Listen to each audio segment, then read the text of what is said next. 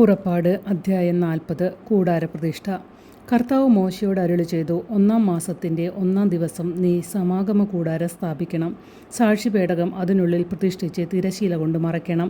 മേശ കൊണ്ടുവന്ന് അതിൻ്റെ ഉപകരണങ്ങളെല്ലാം അതിന്മേൽ ക്രമപ്പെടുത്തി വയ്ക്കണം. വിളക്കുകാൽ കൊണ്ടുവന്ന് അതിന്മേൽ വിളക്കുകൾ ഉറപ്പിക്കുക. ധൂപാർച്ചനയ്ക്ക് ഉള്ള സ്വർണ്ണപീഠം സാക്ഷിപേടകത്തിന് മുമ്പിൽ സ്ഥാപിക്കുകയും കൂടാരവാതിലിന് യവനിക ഇടുകയും വേണം. സമാഗമ കൂടാരത്തിൻ്റെ വാതിലിന് മുൻപിൽ നീ ദഹന ബലിപീഠം സ്ഥാപിക്കണം. സമാഗമ കൂടാരത്തിൻ്റെയും ബലിപീഠത്തിൻ്റെയും മധ്യേ ഷാളനപാത്രം വെച്ച് അതിൽ വെള്ളമൊഴിക്കുക. ചുറ്റും അങ്കണമൊരുക്കി അങ്കണ കവാടത്തിൽ യവനിക തൂക്കിയിടണം. അതിനുശേഷം അഭിഷേക തൈലമെടുത്ത് കൂടാരവും അതിലുള്ള സകലതും അഭിഷേചിക്കുക.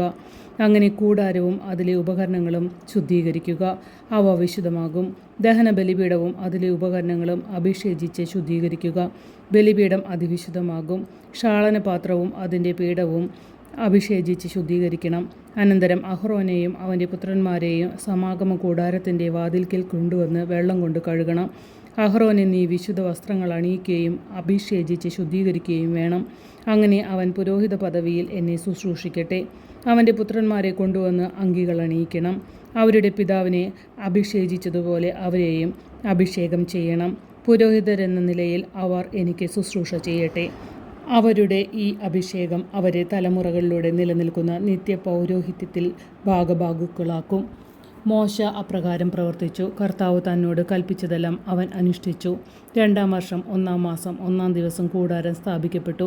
മോശ കൂടാരമുയർത്തി അതിൻ്റെ പാദകുടങ്ങൾ ഉറപ്പിച്ചു, പലകകൾ പിടിപ്പിച്ചു, അഴികൾ നിരത്തി, തൂണുകൾ നാട്ടി. കർത്താവ് കൽപ്പിച്ചതുപോലെ മോശ കൂടാരത്തിൻ്റെ വിധാനം ഒരുക്കി വിരികൾ നിരത്തി. അവൻ ഉടമ്പടി പത്രികയെടുത്തു, പേടകത്തിൽ വെച്ചു. തണ്ടുകൾ പേടകത്തോട് ഘടിപ്പിച്ചു. പേടകത്തിനു മീതെ കൃപാസനം സ്ഥാപിക്കുകയും ചെയ്തു. കർത്താവ് കൽപ്പിച്ചതുപോലെ മോശ സാക്ഷിപേടകം കൂടാരത്തിനുള്ളിലേക്ക് കൊണ്ടുവന്നു. അത് തിരശീല കൊണ്ട് മറച്ചു. അവൻ സമാഗമ കൂടാരത്തിൽ ശ്രീകോവിലിൻ്റെ വടക്കുവശത്തായി യവനികയ്ക്ക് വെളിയിൽ മേശ സ്ഥാപിച്ചു. അതിന്മേൽ കർത്താവ് കൽപ്പിച്ചതുപോലെ അവിടുത്തെ മുൻപിൽ ക്രമപ്രകാരം അപ്പവും വെച്ചു. സമാഗമ കൂടാരത്തിൽ മേശയ്ക്കെതിരായി ശ്രീകോവിലിൻ്റെ തെക്കുവശത്ത് വിളക്കുകൾ സ്ഥാപിച്ചു. കർത്താവ് കൽപ്പിച്ചതുപോലെ മോശ കർത്താവിൻ്റെ മുമ്പിൽ വിളക്കുകൾ വെച്ചു. സമാഗമ കൂടാരത്തിൽ തിരശീലയുടെ മുമ്പിൽ ധൂപാർച്ചനയ്ക്കുള്ള സ്വർണ്ണപീഠം സ്ഥാപിച്ചു. കർത്താവ് കൽപ്പിച്ചതുപോലെ മോശ അതിന്മേൽ പരിമളദ്രവ്യങ്ങൾ പുകച്ചു. കൂടാരത്തിൻ്റെ വാതിക്കൽ തിരശീല തൂക്കിയിട്ടു. കർത്താവ് കൽപ്പിച്ചതുപോലെ സമാഗമ കൂടാരത്തിൻ്റെ വാതിക്കൽ ദഹനബലിപീഠം സ്ഥാപിക്കുകയും അതിന്മേൽ ദഹനബലിയും ധ്യാനബലിയും അർപ്പിക്കുകയും ചെയ്തു. സമാഗമ കൂടാരത്തിനും ബലിപീഠത്തിനും മധ്യേ ഷാളനപാത്രം വെച്ച് അതിൽ ഷാളനത്തിനുള്ള വെള്ളമൊഴിച്ചു.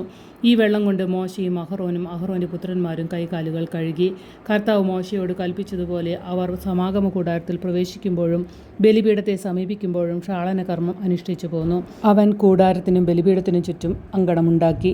അങ്കണ കവാടത്തിൽ യവനികയിട്ടു. അങ്ങനെ മോശ ജോലി ചെയ്തു തീർത്തു. കർത്താവിൻ്റെ സാന്നിധ്യം. അപ്പോൾ ഒരു മേഘം സമാഗമ കൂടാരത്തെ ആവരണം ചെയ്തു. കർത്താവിൻ്റെ മഹത്വം കൂടാരത്തിൽ നിറഞ്ഞു നിന്നു.